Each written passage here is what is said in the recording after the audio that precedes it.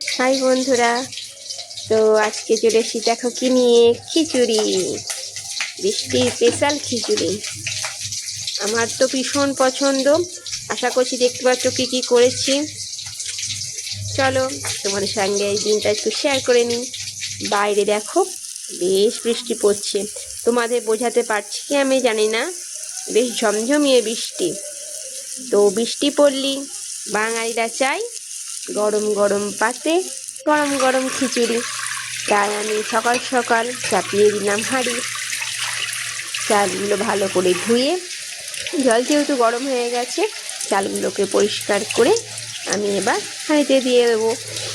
আমি যেহেতু মসুর ডালের খিচুড়ি করব বেশ একটু পেঁয়াজ দিয়ে, তাই আমি নিয়ে নিয়েছি মসুরির ডাল। সেই মসুরির ডালটাকে আমি একটুখানি ভিজিয়ে রেখেছি। আর এদিকে আমি কড়াই চাপিয়ে দিয়েছি আলু ভাজা। খিচুড়ির সঙ্গে আলু ভাজা হলে তো বেশ ভালো লাগেই। কাঁচা লঙ্কা, কালো জিরে ফোড়ন। আর আমি এবার যে ডালটাকে ভিজিয়ে রেখেছিলাম সেই ডালটা পরিষ্কার জলে ভালো করে ধুয়ে নেবো। মুসুর ডাল ভালো করে না ধুয়ে না কেমন একটা থাকে, বারবার ধুয়ে দেখো জলটা যখন মোটামুটি স্বচ্ছ সেই অবস্থায় আমি জল ঢেলে দিলাম এবং সেটা চালের সঙ্গে মিশিয়ে দিলাম। আলু ভাজা অলরেডি হয়ে গেছে। এদিকে আমার খিচুড়ির মশলা হিসেবে যেগুলো লাগবে সেগুলো আমি নিয়ে নিয়েছি। আদা বাটা, পেঁয়াজ কুচনো, গরম মশলা, টমেটো কুচি, যাবতীয় গুঁড়ো মশলা আছে, নুন, চিনি। আলু ভাজাগুলো মোটামুটি লাল লাল করে ভাজা হয়ে গেছে। সিম্পল আলু ভাজা, এতে পেঁয়াজও নেই, কিচ্ছু নেই। কাঁচা লঙ্কা চিড়ে কালো জিরে ফোড়ন দিয়ে কড়া কড়া করে বেশ আলু ভাজা। তো আমার আলু ভাজাগুলো হয়ে গেছে, তাই আমি অন্য একটা পাত্রে ঢেলে দিলাম। আর সঙ্গে কি করব দেখাই, বুঝতেই পারছো কি ফেটাচ্ছি। এটা বেসন নিয়ে নিয়েছি, কুমড়ো। এদিকে তেল আমার গরম যেহেতু হয়ে গেছে, আমি গরম গরম বেগুনি ভাজছি। দেখি তো বুঝতেই পারছো। অন্যদিকে একটি কড়াইয়ে আমি খিচুড়ির মশলার জন্য গোটা জিরে, গরম মশলা, তেজপাতা, শুকনো লঙ্কা আমি ফোড়ন দিইনি, এখানে আমি কাঁচা লঙ্কা দিয়েছি।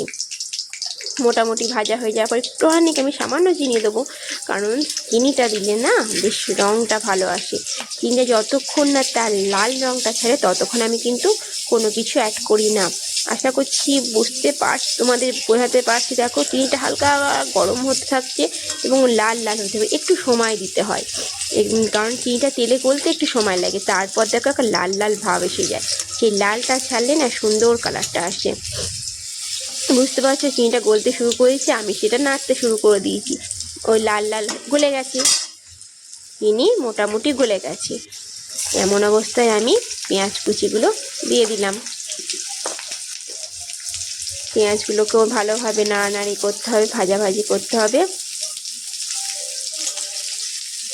এই অবস্থায় আমি কিন্তু রসুন অ্যাড করিনি, পেঁয়াজগুলোকে একটু ভালো করে কড়া করে ভেজে নেবো। আর পেঁয়াজ যাতে তাড়াতাড়ি ভাজা হয় আমি তার জন্য সামান্য একটু লবণ মিশিয়ে দিলাম। মোটামুটি ভাজা হোক, আমি তারপর রসুন অ্যাড করবো, কারণ নাহলে না কাঁচা কাঁচাটা গন্ধ থাকে। পেঁয়াজটা যদি না ভালো করে ভাজা হয় না তেমন স্বাদ আসে, আমার অন্তত একটা গন্ধ লাগে। দেখো লাল লাল মোটামুটি হয়ে গেছে, আমি এরম অবস্থায় আমি রসুনটাকে দেবো। রসুনটাকেও আমি ভালো করে তেলে ভাজবো, কারণ এরপরেই আমি কোনো মশলা অ্যাড করবো না। রসুনেরও তেলে মেশার পরে একটা সুন্দর বাস বেরোয়, যতক্ষণ না রসুনটা ভাজা হয় ততক্ষণ আমি কিছু অ্যাড করবো না। মোটামুটি লাল লাল হলো, আর আমি যে রান্না করে সে বুঝতে পারে যে মোটামুটি একটা বাস বেরোতে থাকে। রসুন আর পেঁয়াজ মিশিয়ে না একটা সুগন্ধ বেরোয়, সে ততক্ষণ পর্যন্ত আমি এটাকে নাড়ানাড়ি করলাম।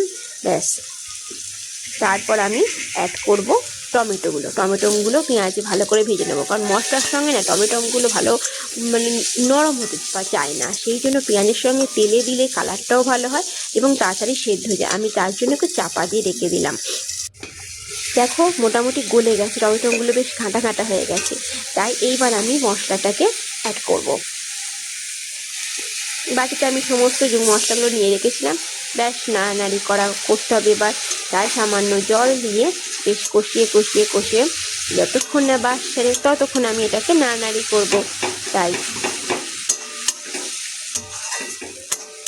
বুঝতেই পারছো, যেহেতু এখনো মশলা হয়নি, এটাকে চাপা দিয়ে আমি রেখে দেবো কিছুক্ষণ। আর সামান্য সামান্য জল দিয়ে দিয়ে এটাকে কষতে থাকবো, না হলে গন্ধ লাগবে বা সেই বাসটা আসবে না। তাই এমন অবস্থায় সামান্য লবণ দিলাম, একটু নাড়ানাড়ি করলাম যাতে ভালোভাবে মিশে যায়। এবার আমি মোটামুটি চাপা দিয়ে রাখলাম, খুব সামান্য আঁচ দিয়ে রাখবো। দেখো মোটামুটি তেল ছেড়ে দিয়েছে।